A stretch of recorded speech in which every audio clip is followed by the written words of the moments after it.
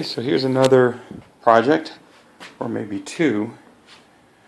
What I'm doing is I'm converting an old wood bandsaw to a metal cutting bandsaw, and read about this on the internet. It wasn't all that specific, but here's what I've got. I have a keyboard here, or a control board from a treadmill.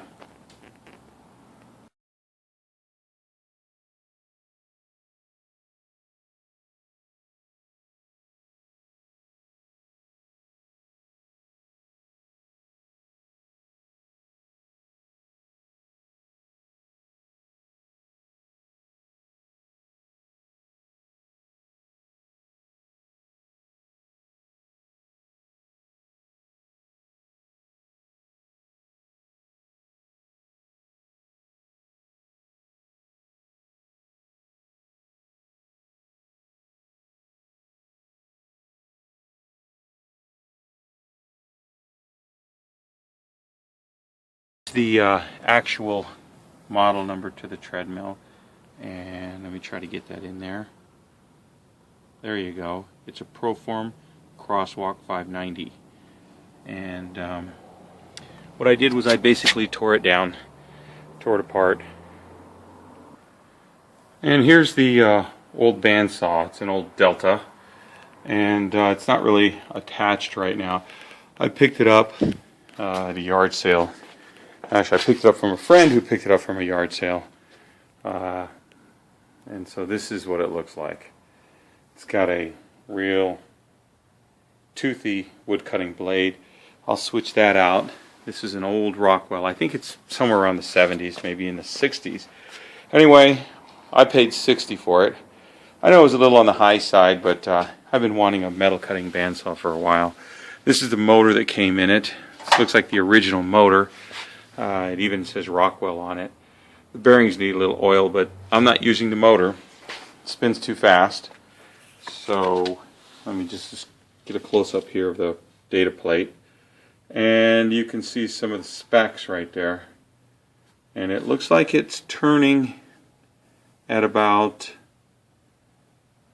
1,725 RPM. And it looks like you can also reverse the rotation on this, either clockwise or counterclockwise. Now looking at the table saw, here's your pulley, and you can see when you move the pulley in a counterclockwise direction, the blade goes down. And that's the direction you want, because you want the blade to force your work into the table instead of up off the table. So we need to get a anti-clockwise rotation, counterclockwise rotation on the lower motor. So let's go look at the motor. Okay, so here's the Rockwell motor. I'll turn it on and off for a second. And that confirms exactly what I was saying, that it does have to be a counter or anti-clockwise rotation. Okay, so I took the pulley off the Rockwell and mounted it on this. Now, what you'll find is the pulley that comes on here is more like a flywheel. It's very, very large, cast iron, and it has a ribbed serpentine belt on it. Of course, that's not going to work on the Rockwell, so I took the non-adjustable pulley off the Rockwell, and I just tightened the Allen bolt right onto the threads. Like I said, these threads are the opposite, so they go right to loosen and left to tighten.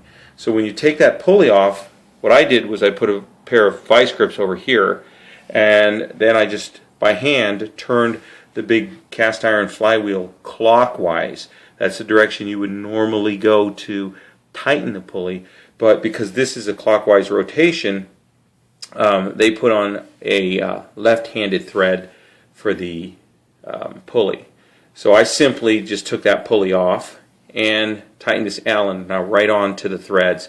Now it wobbles just a little bit, but I'm not really that concerned about it. This isn't really precision engineering.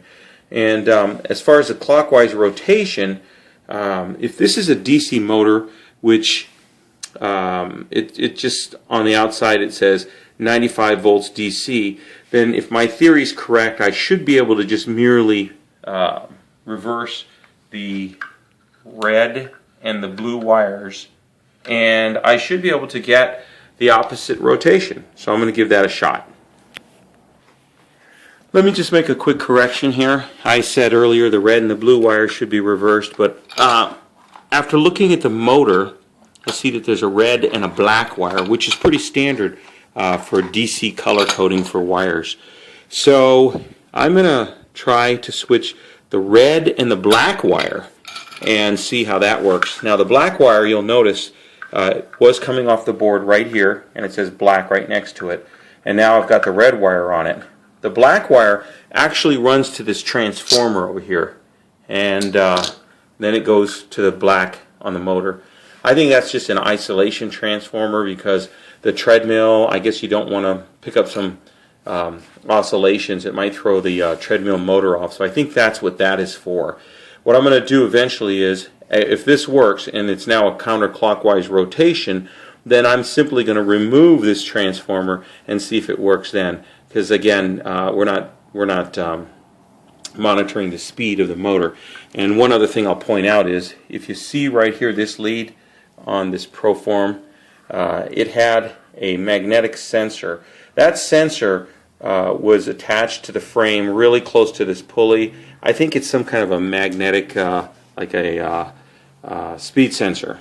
So we're not doing any of that because we don't have to keep it at a perfect rotation. But what I'm going to do now is I'm going to plug it in, and if it smokes, well, then I guess I'll have to scrap the idea of making this motor power my metal bandsaw.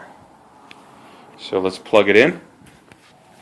Okay, so we plug in the safety switch, turn the motor on, or turn the power panel on. Now you can see that the LED is on over on the motor control board, and now I'm going to turn the speed of the motor on and see if it still works. And it does. And now you can see the motor is now doing a counterclockwise rotation all the way up to full speed and back down to 0. So I think this motor is going to work. Like I said, the next step is I'm going to disconnect the isolation transformer, or at least that's what I think it is, and see if I can take that out of the circuit. What I'm going to do eventually is I'm going to start removing the power incline, and if possible I'm going to strip this control panel and get it down to the basics. I'm hoping the basics will just end up being an on-off switch and the variable resistor here that we use for speed control. Now just kind of a note here, that over there is the power incline. Really torquey, really slow motor. And I'll show you what that looks like. We can turn this and you can see it. Now I've got ideas for that motor as well. I'm planning on trying to take this circuit out as well as the motor itself and put that onto my bead roller. So that's another project for another day, but just a little hint at what you can strip off of this Proform treadmill. Okay, so here we are. This is what I'm calling an isolation transformer. Don't know if that's what it is, but I took it off, and as you can see there's one male and one female connector. As it turns out, the motor, once you disconnect it from that transformer, will plug directly into the speed control board. So now we're going to have another test over here and see if our motor still runs without that transformer. Hopefully there's no smoke. So far so good. Now you'll notice here that the display is all zeroed out, and I think that's because the speed sensor I was telling you about earlier is basically not connected. And so let's just see what happens if we hold it close to this other pulley. I have no clue, but give it a shot. And nothing happens. That's probably because there's a magnet built into that cast iron pulley. Anyway, it looks like we can run without that transformer. Full speed ahead. Now of course I don't believe that cutting metal we're going to need that speed, but it's nice to know we get the full range of speed on this controller. Turn it off. And there you go. It even stops buzzing. So the next step, we're going to try to eliminate some of the circuitry over here so that we can get down to just the basics, which I'm hoping will be an on-off switch of some sort, and maybe just this right here. So not sure what's going on there, but oh, the power incline switch is being hit. Okay, so that's what's next. We're going to try to trim some of these off and remove the wires and see which wires we can come down to. And I really just want that and a power switch.